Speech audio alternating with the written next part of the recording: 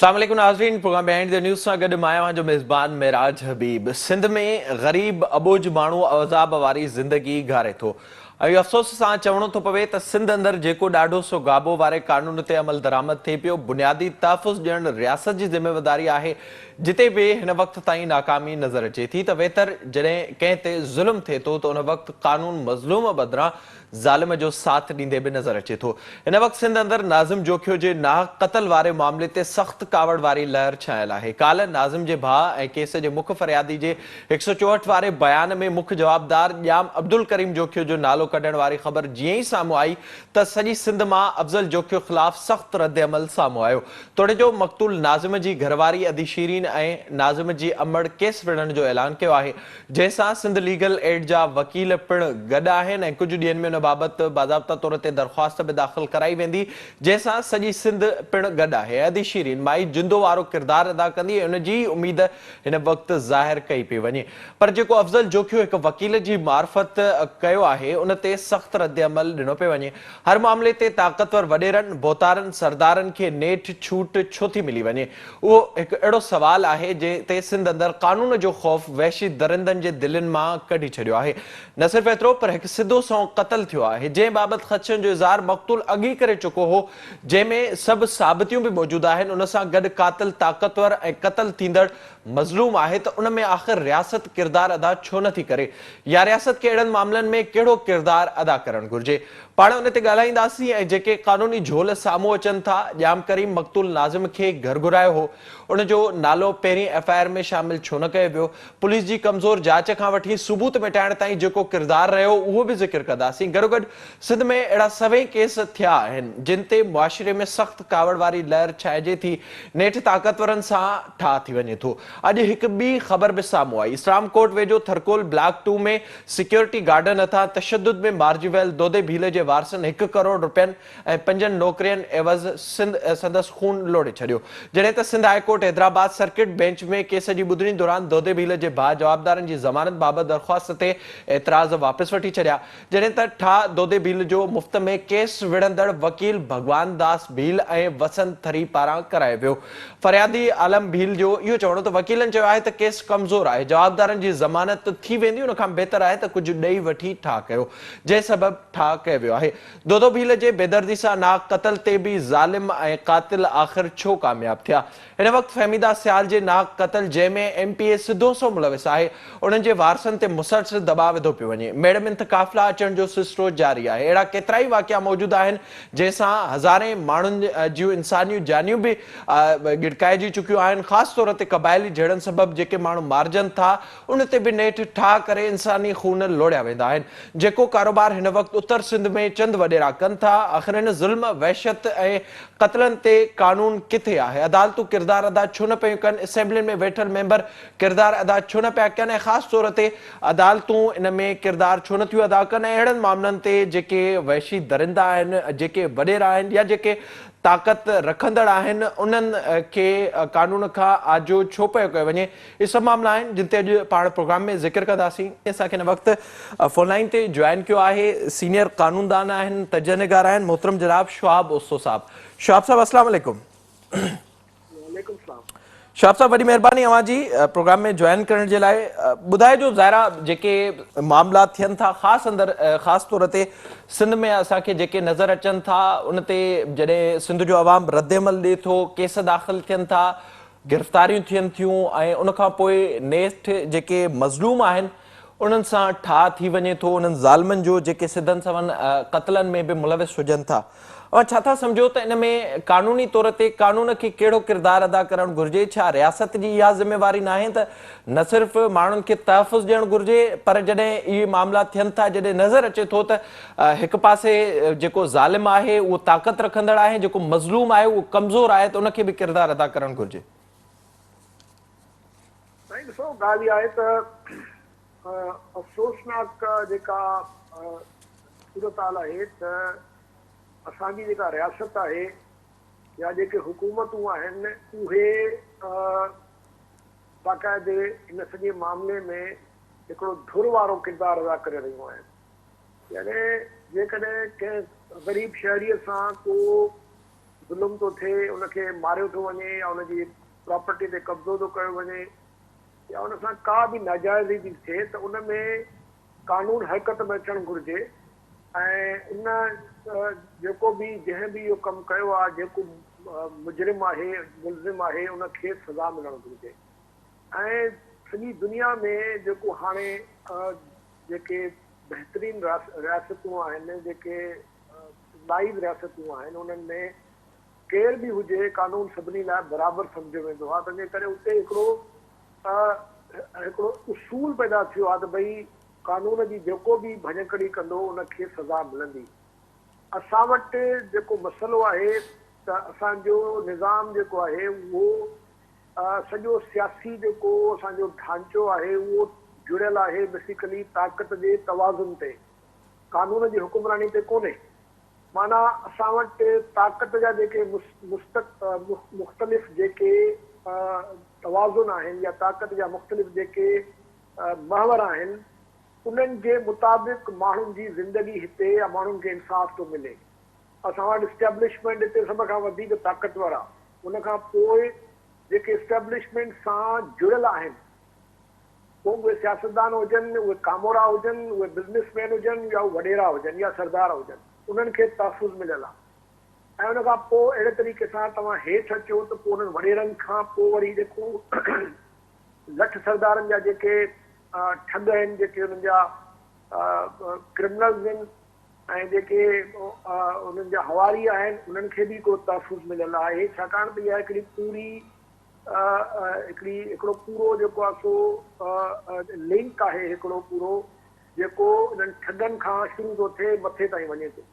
असां वटि सिंध में जेको अलमियो आहे उहो इहो आहे त इहे जेके सरदार आहिनि, इहे जेके भूतार आहिनि, इहे न सिर्फ़ु सरदार ऐं भूतार आहिनि पर इन सां गॾोगॾु इहे कानून साज़ी बि कनि था। छाकाणि त इलेक्शन में बि इहे ई था खटराया वञनि, कानून साज़ी बि इहे था कनि ऐं हुकूमत में बि इहे वेठा आहिनि।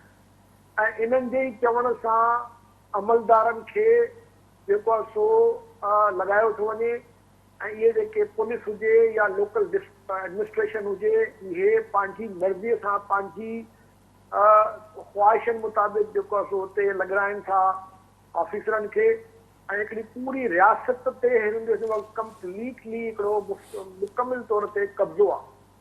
हाणे जॾहिं रियासत जा सभई इदारा तव्हांजे कब्ज़े में हुजनि त पोइ तव्हां ॿुधायो त आम ग़रीब माण्हू जेको आहे उहो किथां हुनखे इंसाफ़ मिलंदो। हाणे इहो भोतार जेको आहे उहो राज भाग खे बि जेको आहे सो कंट्रोल थो करे, उनखां पोइ असेंबलीअ में बि वेहे थो, उनखां पोइ मिनिस्टर बि बणिजे थो ऐं मिनिस्टर बणजण खां पोइ वरी उहो पंहिंजी मर्ज़ीअ सां पंहिंजे इलाइक़नि में जेको अमल जेके आहिनि कामोरा, उन्हनि जी सॼी जेका उन्हनि जी जेको ताइनाती आहे, उन्हनि खे मुक़ररु करणु, उन्हनि खे हलाइणु, उन्हनि ते हुकुम हलाइणु, उन्हनि जी मुकमिल कंट्रोल उन्हनि जे मथां आहे। उनखां पोइ जेको पैसो आहे, असांजो जेको बजट आहे, उहा बि हिन वॾेरे भूतार जे हथ में आहे। हाणे जॾहिं तव्हां पूरो समाजी जेको सिलसिलो आहे, जेको समाजी पूरो जेको तव्हांजी जेका जोड़जक आहे, जेका तव्हांजी सियासी जोड़जक आहे ऐं जेका तव्हांजी रियासती जोड़जक आहे, जेकॾहिं इहा सॼी जी सॼी साॻी क़ुवतनि वटि हुजनि त पोइ त मूंखे ॿुधायो त किथे कानून जी हुकुमरानी थींदी। हिते हुकुमरानी त ॾाढे जी आहे। त हाणे पहिरियों ईअं हूंदो हुयो त पीपुल्स पार्टीअ जे अंदरि हिकिड़ो क्लास हुयो, हिकिड़ो कल्चर हुयो जंहिंमें अवाम जे लाइ शौफ़ साहब, पर ज़ाहिरा जेका अवां ॻाल्हि कयो पिया, ज़ाहिरा उहा असांखे सूरत-हाल ग्राउंड ते नज़र बि अचे थी, पर मुल्क अंदरि अदालतूं मौजूदु आहिनि ऐं ज़ाहिरा रियासत जी जो बि हिकु किरदारु इन सॼे मामले ते हुजणु घुरिजे, या इवन जॾहिं जांच थिए थी कुझु मामलनि जी। ताज़ो ई जेको नाज़िम वारो मामिलो थियो त उन में वकील बार बार इहो चवंदा रहिया त अफ़ज़ल ते दॿाउ विधो पियो वञे ऐं उन में जेके कुझु पुलिस सां लाॻापियल माण्हू आहिनि उहे बि किरदारु अदा कनि था। त इन तरह जी जॾहिं सूरत हाल पैदा थिए त छा उनखे सिर्फ़ु ईअं चई सघिजे थो त पॉलिटिकली जेका हितां जी असां वटि सूरत हाल आहे उहा ई इन सां लाॻापियल आहे, या पोइ सभिनी इदारनि में किथे न किथे मसइलो आहे? ऐं वरी ॿिए पासे असां ॾिसूं था जॾहिं जेके वॾेरा सरदार मौजूदु आहिनि उन्हनि खे अची नेठि ठाह ई करिणो आहे। साईं ॾिसो मां वरी वर्जाउ थींदो पर मां ॻाल्हि वरी उहा ई कंदुमि। असां जे करे उन्हनि खे धार धार ॾिसूं था त पुलिस अलॻि आहे ऐं एडमिनिस्ट्रेशन अलॻि आहे, अदालतूं अलॻि आहिनि, प्रोसिक्यूशन अलॻि आहे, त इहा असांजी ॾिसण जी मां सम्झां थो कोताही आहे। अदालतुनि जे बारे में मां नथो चवां, बाक़ी जेके बि इहे तव्हां इदारा ॿुधायो था इहे सभु जुड़ियल आहिनि। इहे सभई हिकिड़े या हिक खां वधीक जेके इहे वेठा आहिनि हलाइण वारा त उन्हनि जे कब्ज़े में आहिनि। हाणे पोइ ॿुधायो त जेकॾहिं इहो माण्हू जंहिं खुले आम जंहिं क़तलु कयो आहे, एॾो बेदर्दीअ सां क़तलु कयो आहे ऐं इहो केस त जेको अहिड़ो आहे जंहिंमें कंहिं क़िस्म जी का रिआयत न मिलणु घुरिजे ऐं इहो टेररिज़म जो जेको आहे हिकिड़ो सिधो सौ केस आहे जंहिंमें एॾो वॾो हिकिड़ो डहकाव मचियो आहे पूरे सिंध में, पर हुन ते ATA जो को कलम न लॻायो वियो आहे। छो न लॻायो वियो आहे? छाकाणि त ATA जो कलम लॻे आहे त पोइ इहो माफ़ी तलाफ़ी वारो मामिलो थी न सघे आहे। त उहो माना त जेको सिंध गवर्नमेंट जो जेको हुन सां ताउन आहे पोइ इहो आहे त पुलिस खे हुननि चयो हूंदो त भई तव्हां ATA न हणो।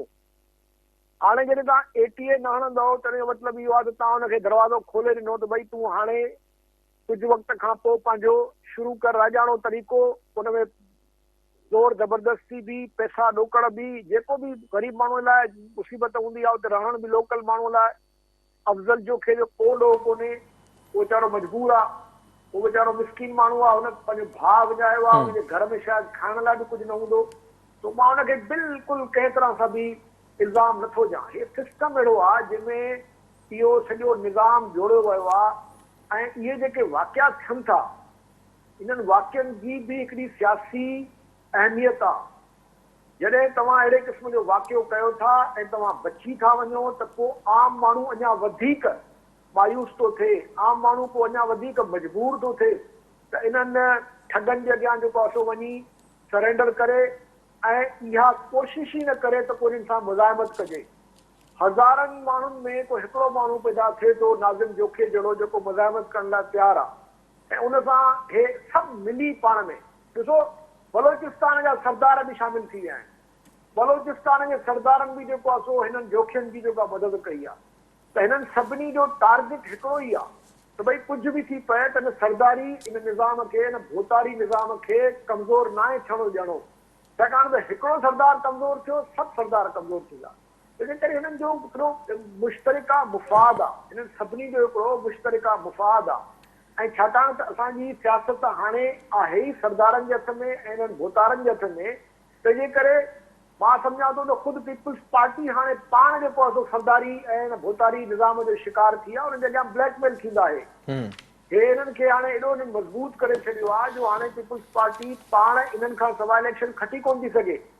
तंहिंजे करे जेसि ताईं असां जेको अञा ताईं हिकिड़ो तबिको मौजूदु आहे जेको सुजाण तबिको जेको आहे, जेको लिखण पढ़ण वारो तबिको आहे, जेको हिननि खां डिॼे नथो, असांखे मुतहद थियणो पवंदो। जीअं सरदार पाण में मुतहद थी था वञनि ऐं हिकिड़े सरदार खे बचाइनि था, असांखे बि अवाम सां गॾु, आम माण्हूअ सां गॾु, ग़रीब सां गॾु बीहणो पवंदो।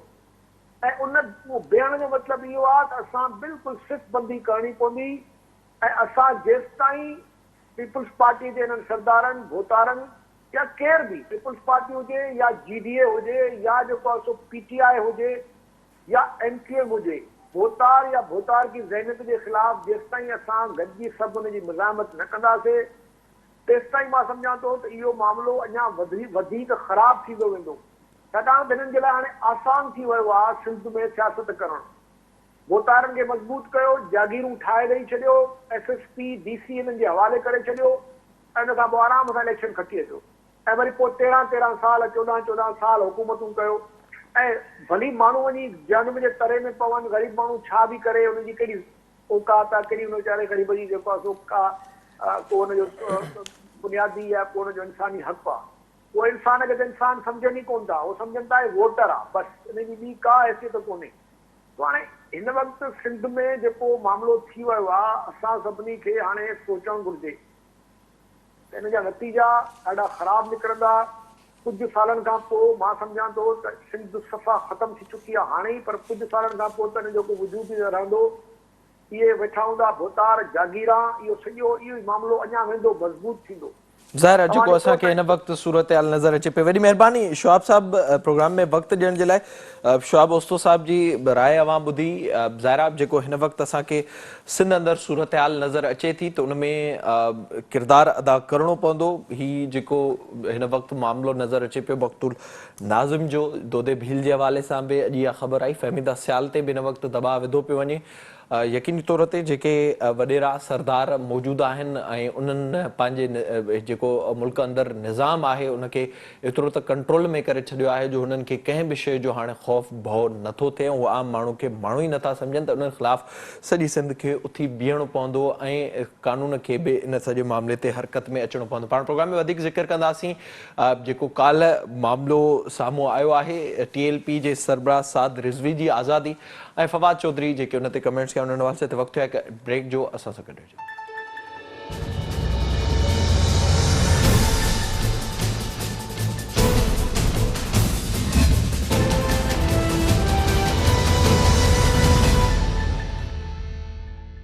प्रोग्राम में हिकु भेरो ॿीहर भलीकार। हिन हिसे में पाण ज़िक्र कंदासीं जंहिं बाबति गुज़िरियल महीने असांखे हुकूमत पारां ॿुधायो वियो हुयो त TLP इंडिया खां फंडिंग बि वठे थी ऐं TLP जा उतां अकाउंट्स बि हलनि पिया ऐं TLP रियासती रिट खे चैलेंज कयो आहे। TLP केतिरा ई पुलिस वारा शहीद कया आहिनि ऐं TLP जे हवाले सां इहो ॿुधायो वियो त हाणे रियासत इहो फ़ैसिलो कयो आहे त इन्हनि सां मुंहुं ॾिनो वेंदो। बाद में असां ॾिठोसीं मुफ्ती मुनीब जे किरदार खां पोइ TLP सां मुआहिदो थियो ऐं सिर्फ़ु TLP खे उथण जे लाइ उतां जिते वज़ीराबाद में मौजूदु हुआ उतां वापसि वञण जे लाइ रियासत TLP जूं सभु ॻाल्हियूं तस्लीम कयूं। तोड़े जो बाज़ाब्ता तौर ते हिन वक़्तु ताईं मुआहिदो साम्हूं न आयो पर TLP तां बैन हटी चुको आहे। TLP सियासी जमात थी चुकी आहे। TLP जो सरबराह साद रिज़वी आज़ादु थी चुको आहे ऐं जेके बि उन्हनि जा मुतालबा हुया 4th शेड्यूल मां कढण समेत कारकुननि तां केस ख़तमु करण समेत जेके मुख़्तलिफ़ मुतालबा हुआ उहे सभु जो सभु तस्लीम थी चुका आहिनि। काल्ह फवाद चौधरी पारां हिकु अहम स्टेटमेंट ॾिनी वई आहे जंहिंमें फवाद चौधरी जो चवणो त हुकूमत ऐं रियासत इंतिहा पसंदी सां विढ़ण जे लाइ तयार ई न आहिनि। अगरि ईअं न थियो ऐं इन्हनि खे मुंहुं न ॾिनो वियो त अॻिते हली इहे जथा रियासत खां ज़ोर हूंदा ऐं रियासती कंट्रोल ते कब्ज़ो करे वेंदा। फवाद चौधरी जो हिन बाबति छा चवणो अचो सभु खपे ॾिसो। फवाद चौधरी जी ॻाल्हि ॿोल ॿुधी ज़रा जेके स्टेटमेंट साम्हूं अचनि पियूं उहे इंतिहाई अफ़सोसनाक आहिनि ऐं इन सॼे मामले ते मुल्क अंदरि जेका हिन वक़्तु सूरत हाल नज़र अचे पई उन ते परेशान कंदड़ पिण आहे। इन सॼे मामले ते ॻाल्हाइण जे लाइ मूंखे वीडियो लिंक ज़रिए जॉइन कयो आहे सैयद अख्तर अली शाह साहब मूं सां गॾु मौजूदु आहिनि। पाण एनालिस्ट आहिनि इन्हनि मामलनि ते लिखंदा रहनि था। अॻूणा ख़ैबर पख्तूनख्वा जा IG आहिनि मोहतरम जनाब सैयद अख्तर अली शाह साहब। शाह साहब अस्सलाम वालेकुम। अस्सलाम वालेकुम, बहुत मेहरबानी। सर बहुत शुक्रिया प्रोग्राम में वक्त देने के लिए। सबसे पहले तो ज़ाहिर है ये जो जिस तरह से मामलात हम देख रहे हैं मुल्क में, कल तो फवाद चौधरी साहब ने खुद इस बात को तस्लीम कर लिया कि हुकूमत और रियासत में इतनी ताकत ही नहीं है कि वो इन जत्थों से लड़ सकें। आप किस तरह से देख रहे हैं इस सूरत हाल को? जहाँ तक फवाद चौधरी साहब के बयान का ताल्लुक है तो मैं उससे मुत्तफिक हूँ। रियासत की एक बुनियादी जिम्मेदारी यही होती है कि वो अपने कानून का इत्लाक करती है, अपने शहरियों की जान और माल का तहफ़्फ़ुज़ करती है।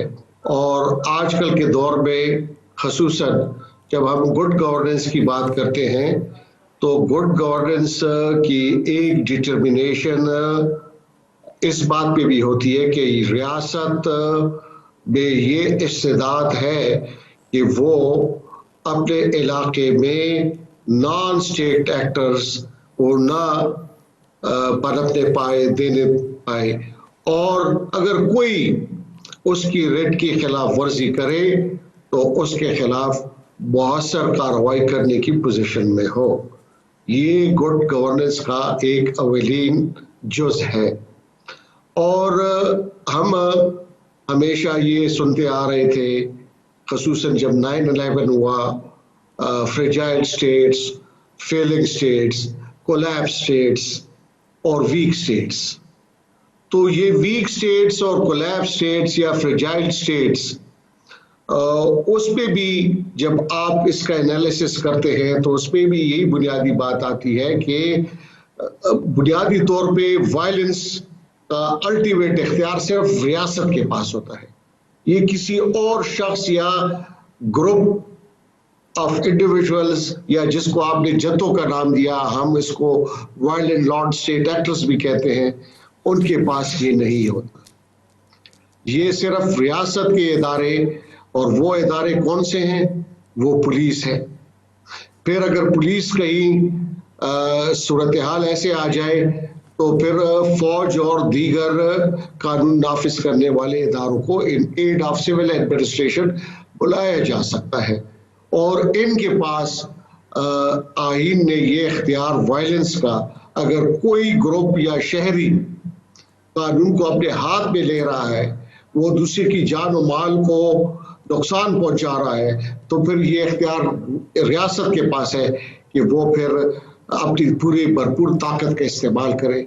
लेकिन हम देख रहे हैं पाकिस्तान की तारीख में, कहूँगा 47 से आप देख रहे कि हमने इसको, मैं कहूँगा पॉलिटिक्स ऑफ अपीसमेंट हमने इख्तियार रखी है, और इसकी शुरुआत करारदे मकासद से शुरू हो गई है।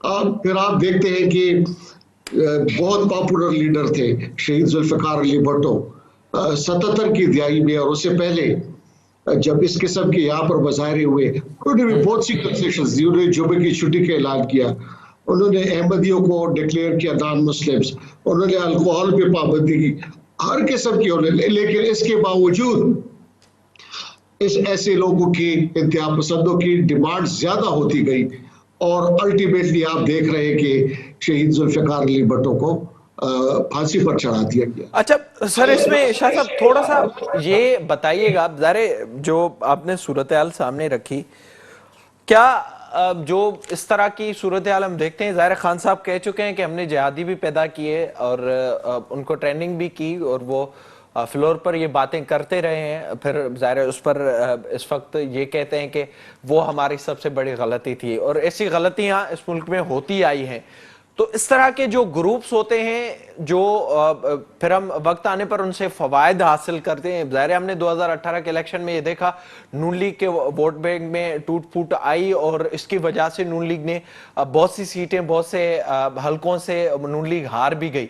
तो इसलिए क्योंकि इनका इस्तेमाल करना होता है, तो फिर वक्त आने पर सरेंडर भी होता है। फिर जब यह फैसला किया जाए कि अब खत्म करना है, जैसे हमने देखा कराची में जो कुछ एमक्यूएम कर रही थी, तो फिर आसानी से खत्म भी कर दिया, और जो लोग अपने थे उनको साथ भी बिठा दिया। तो जहां तक आपने ये नॉन स्टेट एक्टर्स या वजीर आजम साहब के बयान की बात की कि जिहादी तंजीमें, बात तो सही है कि ये जिहादी तंजीमें, ये 42 साल का खासकर जो कन्फ्लिक्ट है अफगानिस्तान के हवाले से, अफगानिस्तान में रेगन डॉक्ट्राइन के तहत एक सोवियत यूनियन के खिलाफ जिहाद का ऐलान किया गया, और रेगन की दपेट में बहुत बड़ा दर्द था, वो जिहाद का बहुत बड़ा अलमबरदार बन गया, और उन्होंने ओवर्ट एक्शन शुरू किए। और यहाँ पर आपने देखा कि हमारी जमीन इस्तेमाल हुई, अफगानिस्तान से आए हुए लोगों ने जिहादी तंजीमें बनाई, और वहाँ से वहाँ पर फिर एज ए कंड्यूट हम इस्तेमाल हुए, और ये वही, और इन लोगों ने यहाँ पर मदारिस इस किस्म के बने, इन्हीं मदरसों में इन्होंने तालीमें हासिल की, और अफगानिस्तान का फिर जो हशर हुआ आप देख रहे हैं, और आज तक जो हशर हो रहा है वो हमारे सामने है। तो वो हमने एक तोखमरेजी की है, इसको मैं कहूँगा तोखमरेजी। ये तोखमरेजी उस वक्त से हो रही है, फिर इसके अब अशकाल बदल रहे हैं, शक्लें बदल रही है, कभी ये एक नाम बन जाता है, कभी दूसरा बन जाता है, कभी तालिबान का नाम बन जाता है। लेकिन फिर हमने बाद में, जब ये देवबंदी स्कूल ऑफ थॉट था ज्यादातर और सलाफी था, इसको हमने एक एक्सट्रीमिज्म को काउंटर करने के लिए दूसरे फंडामेंटलिज्म को इस्तेमाल करना शुरू किया, और वो है बरेलवी स्कूल ऑफ थॉट, और उसको प्रॉप अप किया गया। लेकिन नतीजा आपके सामने है। और फिर इसी तरह से पाकिस्तान में जो जमहूरी तहरीकें हैं उनको तोड़ने के लिए भी इस किस्म की तंजीमें बनाई गई हैं। तो ये जो खिलवाड़ हो रहा है बुनियादी तौर पे पाकिस्तान में जो जमहूरी सिस्टम्स है, डेमोक्रेटिक सिस्टम्स है, उनको कमजोर करने के लिए भी ये इस किस्म की कोशिशें की गई है। और लेकिन हमें ये भी सोचना चाहिए कि वक्ती तौर पे तो हमें कोई सियासी फायदे हासिल हो जाएंगे, लेकिन लॉन्ग टर्म में फिर ममलिकत और दुनिया में खासकर कि हमारी जगहसाई भी होती है और रियासत इससे कमजोर होती है। जाहिर है। शाह साहब, थोड़ा सा इस पर बताइएगा, जो आपने जिस तरफ इशारा किया, जो हम सूरत हाल देख रहे हैं, खासतौर पर अब की जो पोजीशन इस वक्त सामने आ रही है, इसमें हम देखते हैं कि जो सियासी जमातें उनका भी इस्तेमाल होता है, चाहे वो पीटीआई हो। हमने उस वक्त देखा था पीटीआई के जो अब इस वक्त हमारे फॉरेन मिनिस्टर हैं शाह महमूद कुरैशी साहब, वो जाकर धरनों में भी बैठते थे और नून लीग ने किसी हद तक इस मामले पर इस्तेमाल किया। पर अब ने इस दफ़ा हमने देखा, जो एपिसोड पूरा हुआ तो नून लीग खामोश रही, पीपल्स पार्टी बिल्कुल खुद को साइड करती है इन मामला से। आज ये जो मुआहदा हुआ तो उसके खिलाफ करारदाद भी सिंध असेंबली से मंजूर हुई है। तो इस तरफ भी थोड़ा सा बताइएगा कि क्या ये सिर्फ इसलिए भी मजबूरी है क्योंकि इनका सियासी इस्तेमाल भी इस मुल्क में करना है, और दूसरा ये भी बताएगा कि आपको क्या लगता है कि क्या अगर रियासत वाकई ये फैसला कर ले कि अब बर्दाश्त नहीं करना, तो ये पॉसिबल है इन जैसे जत्थों के लिए कि वो सस्टेन कर सकें फिर जो फवाद चौधरी साहब बात कर रहे हैं? मैं ये कहता हूं कि अगर रियासत फैसला कर ले, उसकी मिसालें हमारे सामने हैं। स्वात में आपने देखा कि वहां पर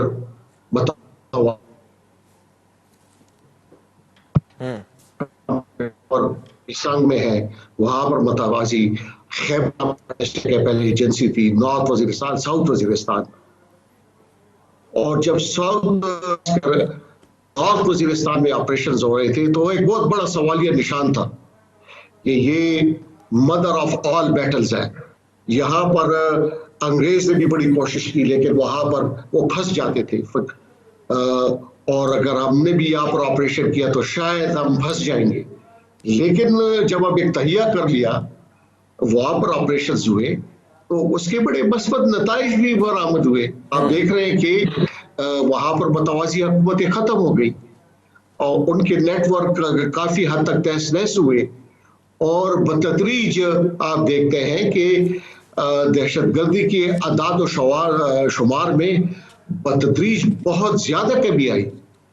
और मैं ये कहूंगा कि 80% बल्कि 90% तक उसमें कमी आई है। मुकम्मल अब भी उनके तंजीम तारीख तालिबान पाकिस्तान मौजूद है, लेकिन जब उसका हम 2014 से पहले जब तकाबली जायजा करते हैं और आज के साथ करते हैं तो बहुत बड़ा फर्क आया है। जाहिर है जब फैसला किया जाए तो इनके खिलाफ कार्रवाइयां होती हैं और इनको खत्म भी और कम भी किया जा सकता है। बहुत शुक्रिया आपका शाह साहब प्रोग्राम में वक्त देने के लिए। Thank you so much. ज़ाहिरा जेके इन वक्त सूरत हाल नज़र अचे पई या जेको फवाद चौधरी ॻाल्हि ॿोल कई आहे त उन ते यकीनी तौर ते जेका हर भेरे इहा ॻाल्हि थींदी आहे त माज़ी जे ग़लतियुनि मां सिखियो आहे, उहो हिन वक़्त ताईं नज़र न पियो अचे ऐं उन ते सिखण जी बि ज़रूरत आहे, इहो सम्झण जी बि ज़रूरत आहे त उन सां नुक़सानु हिन मुल्क जो ई थिए थो, हिन मुल्क जे आवाम जो ही थे। तो इन साई प्रोग्राम जो वक्त पांच पिजाणी ते पोतो पांच मेज़बान मिराज भी ॾींदा इजाज़त। अल्लाह वाही।